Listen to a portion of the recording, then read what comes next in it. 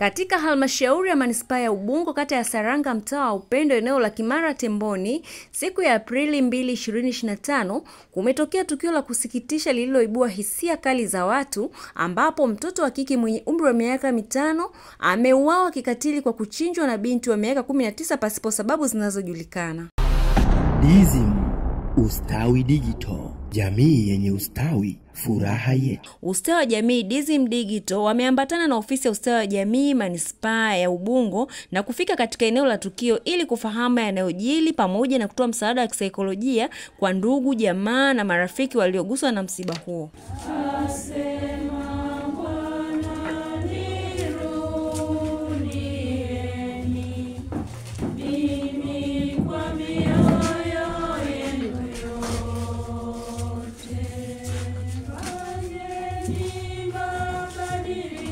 Akizungumza afisa ustawi wa jamii kiongozi wa halmashauri ya manispaa ya Ubungo Bi Zainab Maslamba ameisisitiza jamii kuwekeza katika swala zima la ulinzi na usalama wa watoto ili kuwaepusha na ukatili unaotokea kwenye jamii wa mara kwa mara.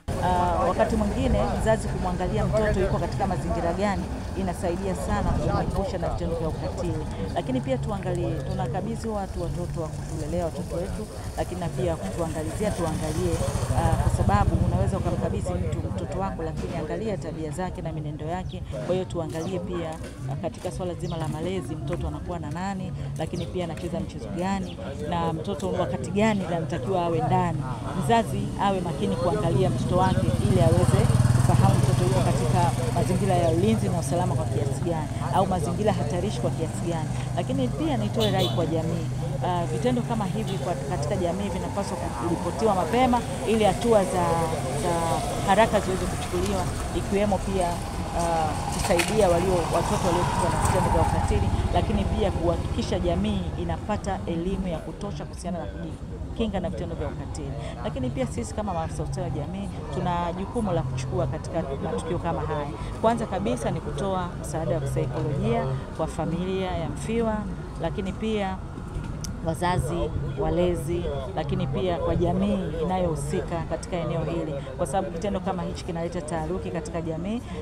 Jukumu sasa la wazazi kuimarisha ulinzi wa watoto, sio tu katika nyumba hii lakini katika jamii nzima, wahakikishe kwamba watoto wanalindwa sambamba na kuhakikisha kuwafuatilia watoto wanacheza mchezo aina gani, wanakuwa na kina nane. Mtu ambaye anafanya tukio la namna hii, ukimwangalia kwa siku za nyuma, anaweza akawa alikuwa anaonyesha viashiria vya kuonyesha kwamba hayuko sawa kisaikolojia. Nitoe rai kwa jamii, toa ulinzi kwa watoto, kuwalinda watoto, kuangalia mchezo gani wanacheza, lakini kuangalia wako na kina nani. Nitoe rai kwa jamii, kwa mtu mwingine ambaye anaweza akaona mtu mwenye viashiria vyovyote vya kuweza kufanya ukatili kwa mtoto, aweze kutoa taarifa ili tuweze kumnusuru. Jamii yenye ustawi, furaha yetu. Katika msiba huu wa kuhuzunisha, wamejitokeza ndugu, majirani na viongozi mbalimbali wa kata na mtaa huo na kuelezea hisia zao za huzuni juu ya mtoto huyo aliyeuawa kikatili. Tulifika pale mapema saa 12 kasoro na tuliweza kuwataarifu askari, waliweza kufika eneo la tukio na kuweza kuendelea kuchukua hatua zaidi. Usia wangu kwa wananchi juu ya matukio kama haya, kwa nafasi yangu ya kuteuliwa hivi juzi uchaguzi uliopita, ni mara yangu ya kwanza kuona tukio la ajabu kama hili. Ni si jamii, ni si kina mama kuendelea kwa karibu na watoto wao. Nyakati hizi dunia imebadilika, kwa kweli imebadilika sana. Napopita muda kidogo, nusu saa, dakika 10 unaweza kumuona mwanao, jaribu kumtafuta. Huyu binti aliweza kwenda kumchukua mtoto akiwa nyumba jirani anaangalia TV. Ni binti ambaye hana shida na watu wengine, huwezi kumtambua kwamba ndio yule anaweza kufanya hili tukio.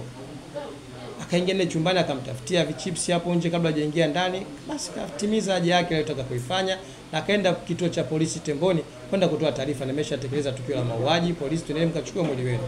Ni tukio la kustaajabisha, yaani kuna namna mtu unakosa hata ujasiri wa kuelezea kama mzazi, kama mlezi, lakini kama afisa ambaye tunashughulikia na masuala mazima ya haki za watoto, lakini na masuala mazima ya kijamii.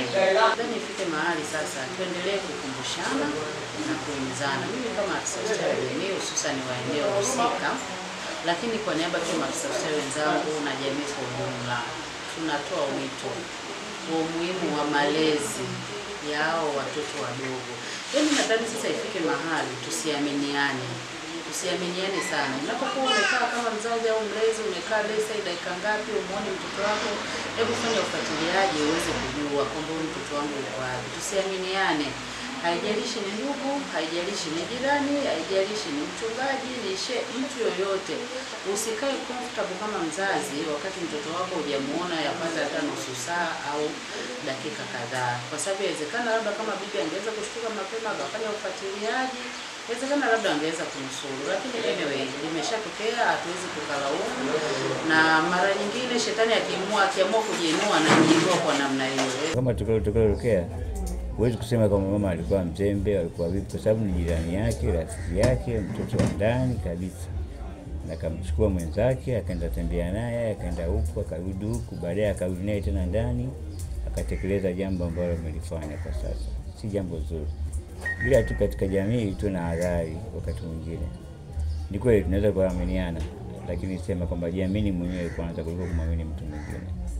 Kwa hivyo vitendo kama hivi vinatuashiria kusema kwamba hata kaka au dada, shangazi, kuna wakati tutakosa kuaminiana kwa vitendo kama hivi ambavyo si vizuri. Kumchinja mtu kama ng'ombe au kama paka au kama mbuzi ni jambo la ajabu. Kwa mfano kama mimi ni mara ya kwanza kumwona mtu anakachinjwa na kichwa na kisu kimepita koromeo, inatisha, inahuzunisha. Kama familia kwa kweli imetusikitisha sana, tukiamua tutegemea kama mlivyokuwa mmesikia, chinjwa mpangaji ambaye alikuwa anapanga huko ndani, mtoto mama mpangaji aliweza kumfanyia tukio la kinyama hili, chinja na watu wote waweza kujua kinachoendelea. Tunaweza kufanya tukio, alichukua bodaboda akaenda polisi, akatoa taarifa kwamba tayari mimi nishaua. Kwa hiyo baada ya polisi wakachukua hatua, wakarudi naye hapa akaja kuonyesha sehemu ambayo amefanya tukio. Kweli kutakuwa kufikia chumbani na maiti. Kwa polisi baada ya hapo walifanya taratibu za kuchukua mwili na ule mtumio, wakaenda na mwili ukapelekwa Mloganzila na mtumio akapelekwa kituo cha polisi. Kwa sasa kama familia tunasubiri majibu ya polisi ambayo yanaweza kutuongoza kwenye taratibu za mazishi. Huyo binti ambaye amefanya mauaji akawa anamchukua anatembea naye, muda chakula ukafika, dada akawa amemwambia, ambaye dada Levina ni mjukuu wake, huyu binti mtoto amefariki. Akasema usiendelee kuzula naye maana muda chakula ale. Dada yule akawa anasema kwani wewe uniamini mimi nikitembea naye? Akamchukua watu akawa amemwona naye temboni huko barabarani akipita anaangalia chips, na muda chips ulikuwa bado, waka wanazula na mtoto anasema natafuta chips. Baadaye alivyorudi hawakumuona kwa sababu dada huu mlango wa mbele anapita yeye mwenyewe, mlango wa nyuma anapita wapangaji. Na huyo binti alifanya mauaji, mamake amepanga hapa kwenye hii nyumba na tunafahamiana naye, tunamjua. Hatukutegemea kwamba kama itakuja siku moja itokea afanye mauaji makubwa kama haya au matatizo kama haya ambayo atahuzunisha hii Temboni au jamii nzima kwa ujumla. Dada akawa anaendelea kumtafuta mtoto amuone. Ikabidi kwa kuwa alimuona amepita naye yule binti, akatafuta kitu akapanda dirishani akamuona mtoto kwa kitandani. Alipomuona mtoto kwa kitandani akasema mbona huyu binti hayupo na naita haitiki. Ikabidi ampigie mama huyo binti mwenye hicho chumba. Akamwambia mtoto wako anamuita haitiki na muone mtoto wangu ndani. Alipokuja kufungua ndo anakuta hivyo mtoto amekufa kifo kibaya sana, ametuhuzunisha kwa kweli. Tunaomba DSM Ustawi Digital, jamii yenye ustawi, furaha yetu.